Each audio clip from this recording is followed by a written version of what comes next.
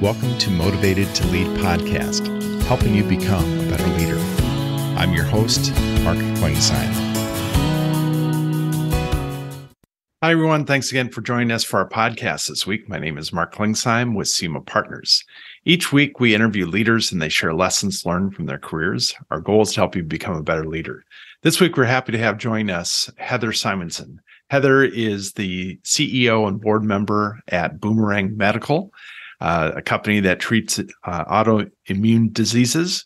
And throughout her career, she served in a number of executive leadership roles, most recently as president of PQ Bypass, a medtech company acquired in 2021 as one of the highest valued vascular device exits in the past decade.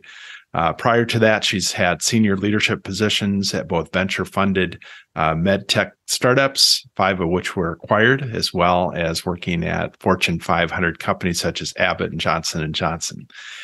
We are looking forward to her thoughts around leadership and looking forward to today's conversation with Heather.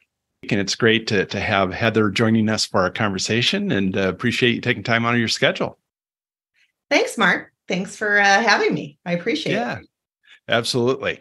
And we'll be talking about your friends behind you a little bit later. we'll keep everybody wondering.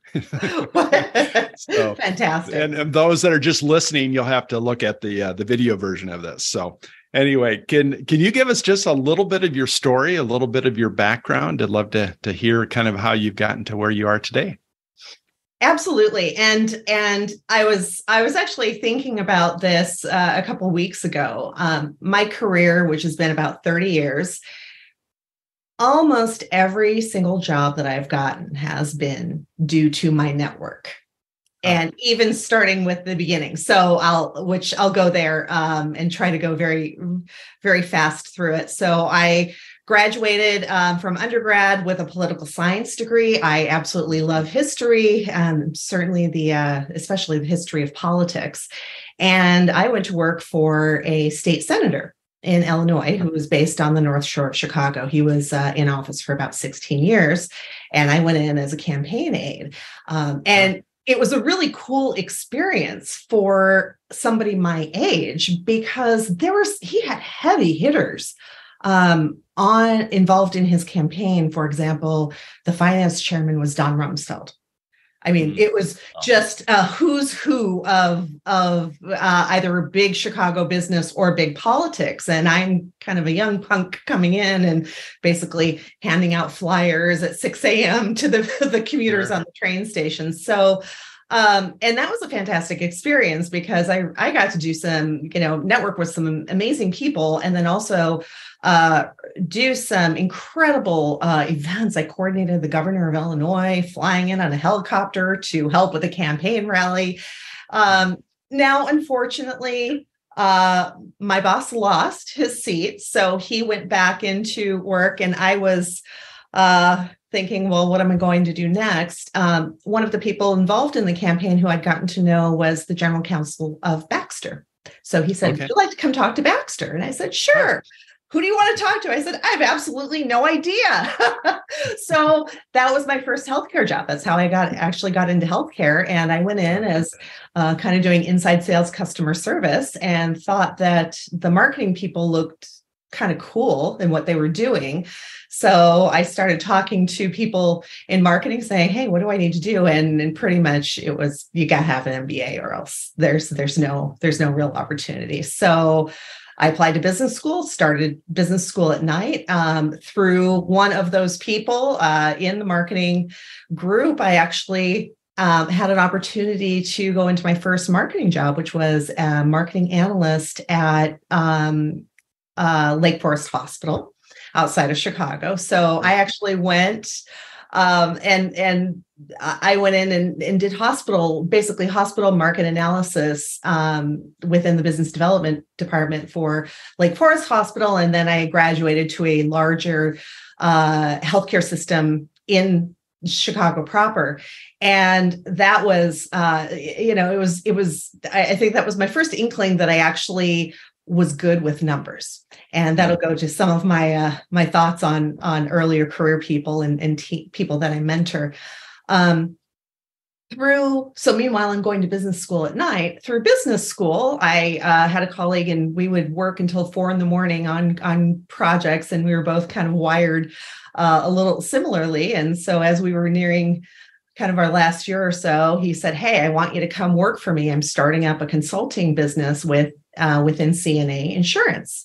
And I said, "Okay." And then the focus was risk management consulting. And I said, "I have absolutely no idea what that is."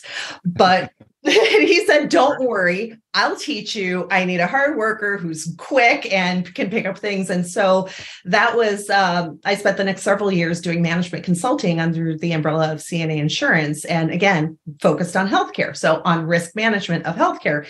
In there, I actually co-authored quite a few papers, but actually a chapter in a legal textbook called Reengineering Healthcare Liability Litigation.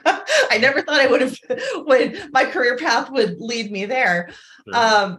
And then I had the opportunity to move to California, and the company said, "Hey, we want you to stay with us, just work from there." And so I moved to San Francisco, and I loved what I was doing, but I was very lonely not having a company, and colleagues to go to, because I didn't know anybody in San Francisco. So that then set me on the path of medical technology. And I ended up working for a medical a diagnostics company called Tech.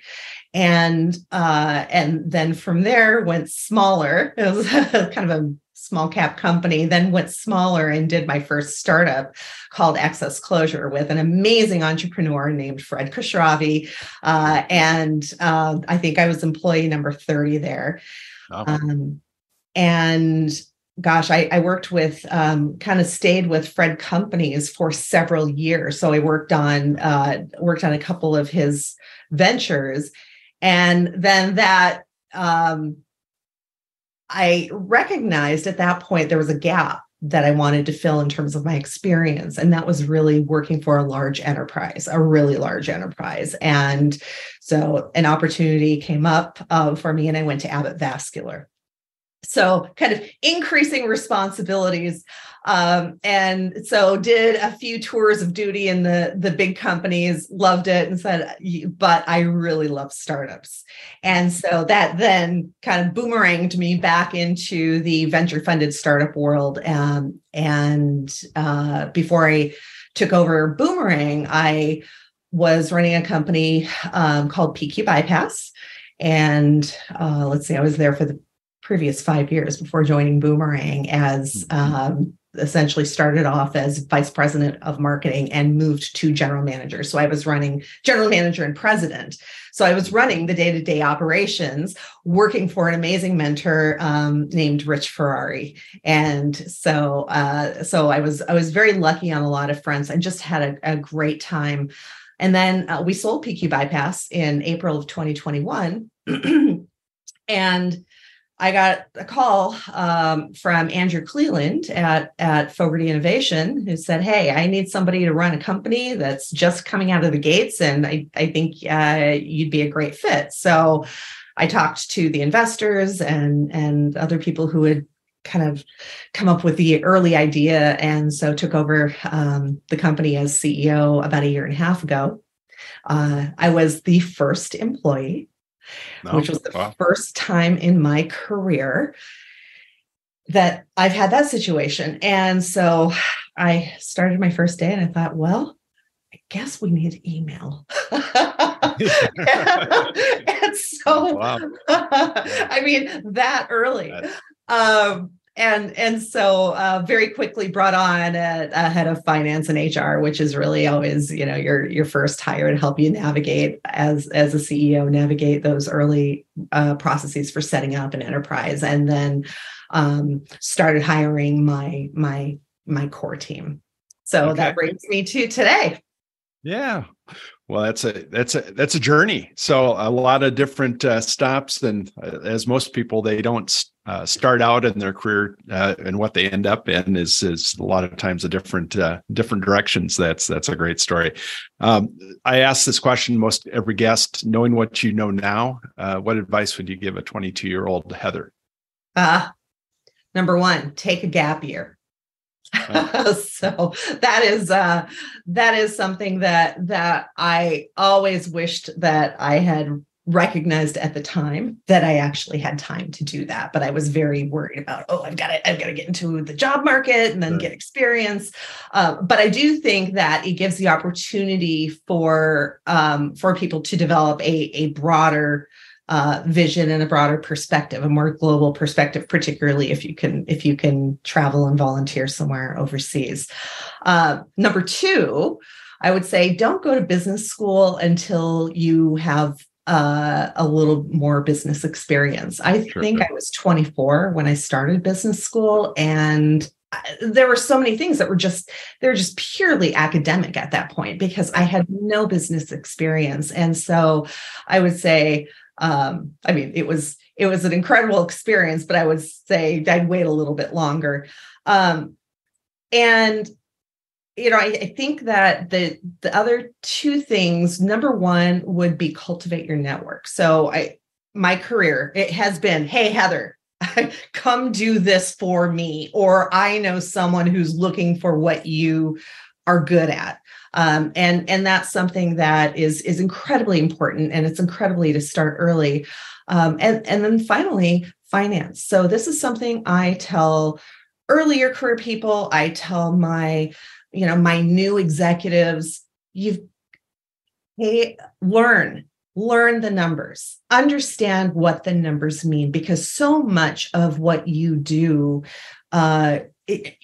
needs to be data driven. I mean, there's a lot of gray area that you work in a leader, but numbers don't lie, and numbers can help you set strategy, which I've turned to frequently. And that kind of goes back to my early experience as a market analyst. I was using data to understand trends. What do you wish you would have known before you became a CEO? Anything that you look back on and say, because we have a lot of new leaders or new CEOs that listen to the podcast, what would you tell them?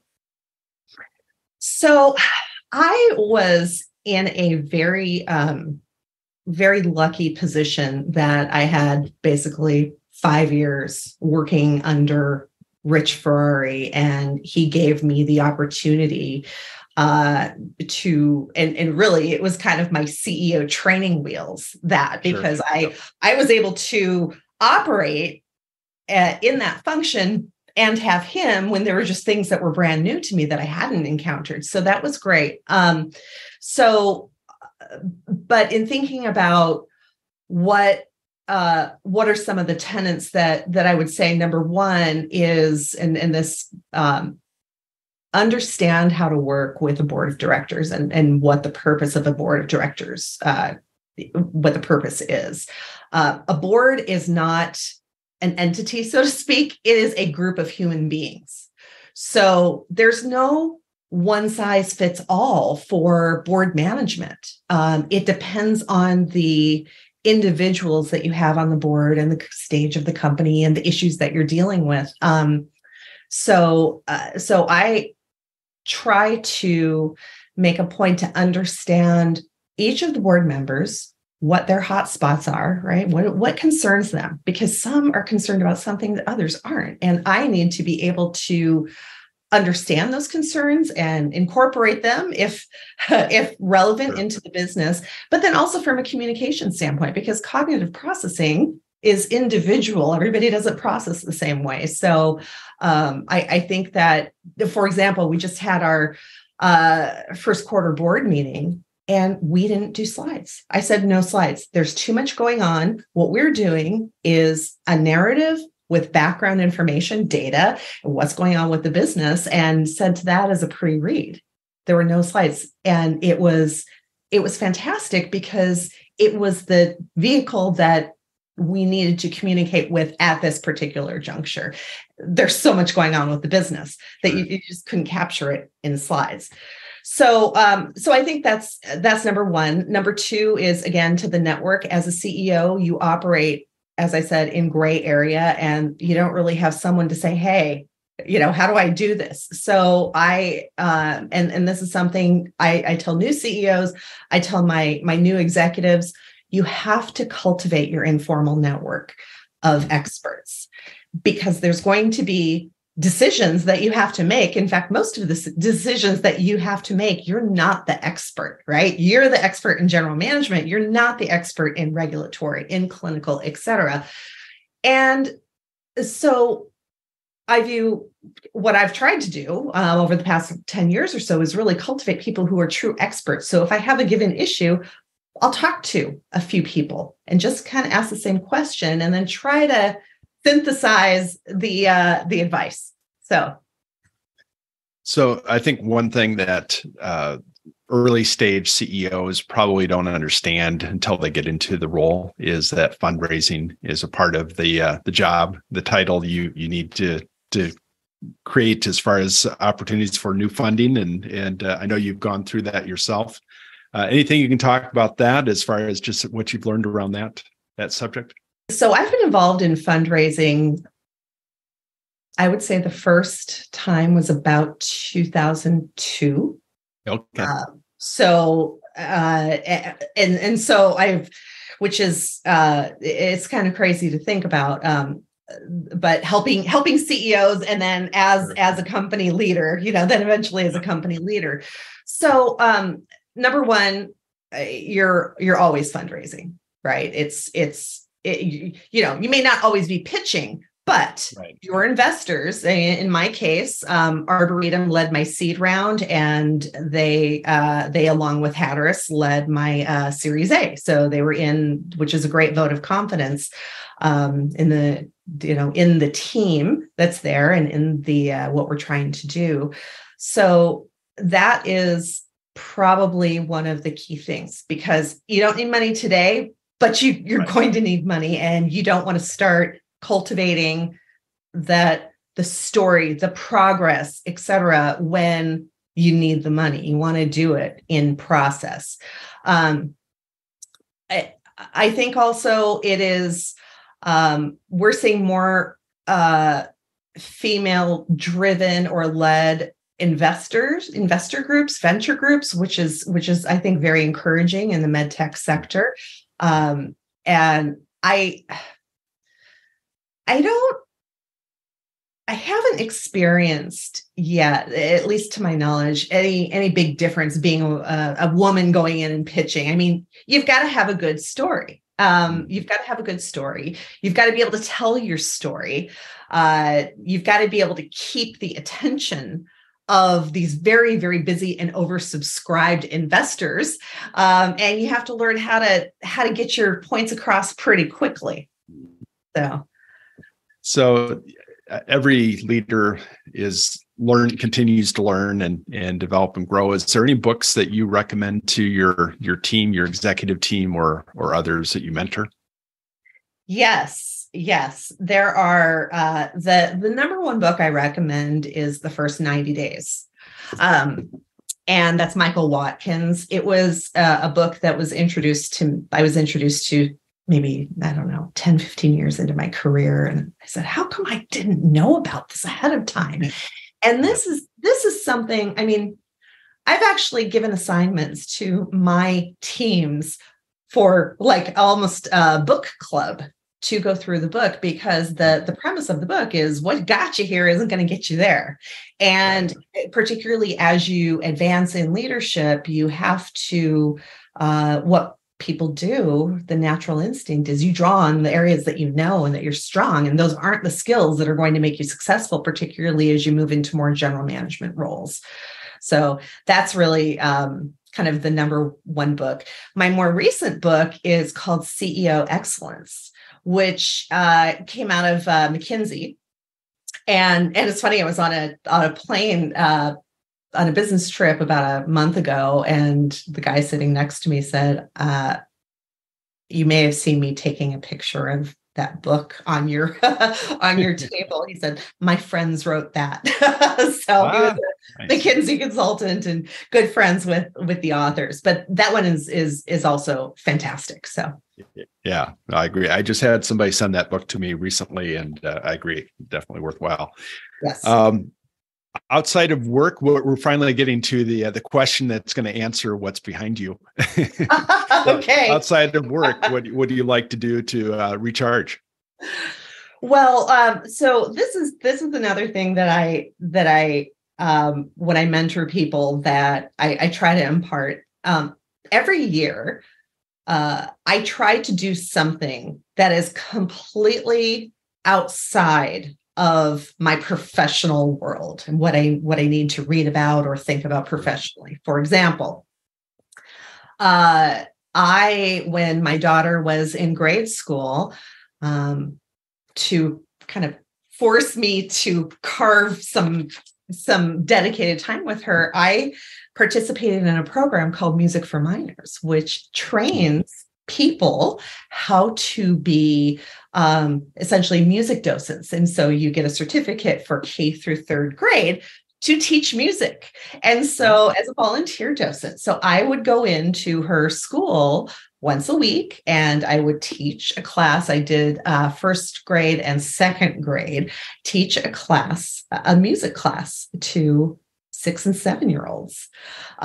Now, that's super. It was fun and fulfilling, and I got to be my daughter's teacher. However, what it ended up doing for me, which I didn't realize, it basically took my presentation skills to atmospheric level. I would say I was not a great presenter prior to that. But when you have to stand up in front of a group of people and sing and keep the attention for a half hour of 6 and 7-year-olds, and make sure that none of them, they're rolling on the floor and kind of keep them engaged,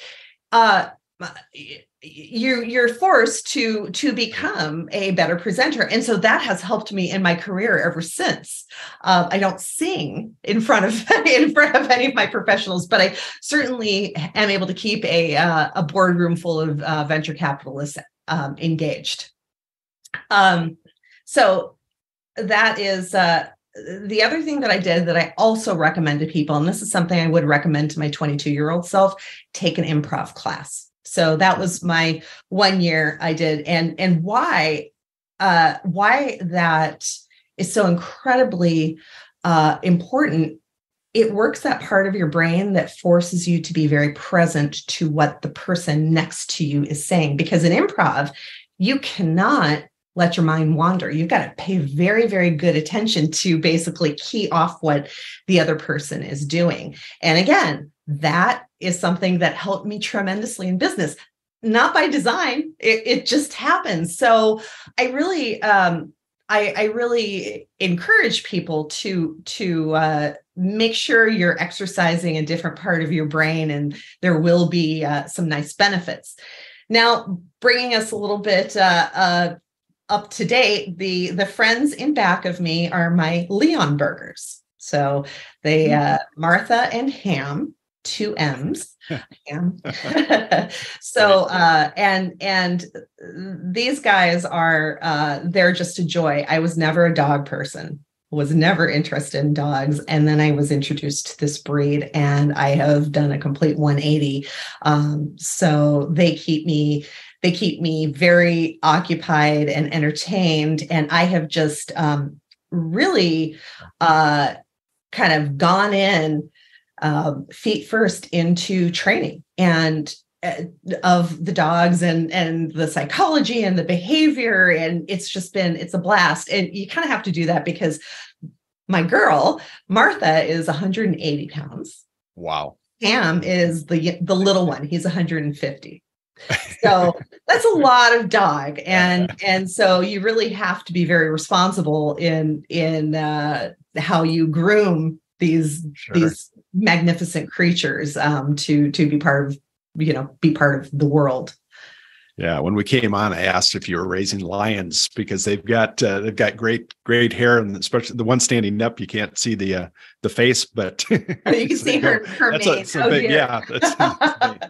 Well, the breed originated in the 1800s in Leonberg, Germany, and they were bred to look like lions. Okay. And so they're really, really wonderful breed, not too common in the US, but just fantastic. So yeah. Well, and I'm sure they think they're lap dogs. They probably try to get up in your lap, and a lot of times big dogs have that that tendency. So what parting advice would you give somebody who has maybe just been tapped on the shoulder and saying, you're going to lead your first team? What would you tell them? If building a team, take a step back and almost bubble diagram what the business needs, and really think about, and I actually do this a lot myself, and think about, all right, what does my business need immediately? What does my business need over the next year or so? In startups, we're not looking 4 years out necessarily. Right. We're not planning for that. We're planning for on more of an acute basis. And then start thinking about the people afterwards. So that helps a lot, because sometimes you can get a little bit biased if you have a person and you know what they can do, but you have to always make sure, okay, but is that what my business needs right now? The other piece of advice, this is a mistake I see leaders do a lot. Don't throw people at the problem without evaluating your current resources first. So, for example, I've seen leaders kind of say, "Oh, this isn't working. I need to hire this in." Well, do you really need to hire that in, or do you have a process issue that you need to re-engineer, right? Are you deploying the resources that you have in the most effective way? Okay. And so if the answer to both of those is, it points toward bringing on a new hire, then great. But what happens often is that, there's a problem, so I'm going to bring somebody else in, and then but that doesn't fix the underlying problem. And that's particularly critical in the startup, where you have a certain amount of money where you have to achieve certain milestones. There's not revenue coming in the early stages. And so you've got to be very, very careful about how you actually take on fixed burn. So those would be two of the key things. And then also just keep up with the networking organizations, the different industry organizations. Those to me have been they're incredible. They have been over my career. They are now. Definitely wish you continued success in your at Boomerang, and definitely I'll look forward to seeing how you continue to grow and develop your business, and appreciate you taking time to talk to us. Wonderful. Thank you so much. Thank you for listening to the Motivated to Lead podcast. Please subscribe on iTunes. You can also see a video version of this interview at motivatedtolead.com. This podcast is brought to you by SEMA Partners, helping you find your next great leader.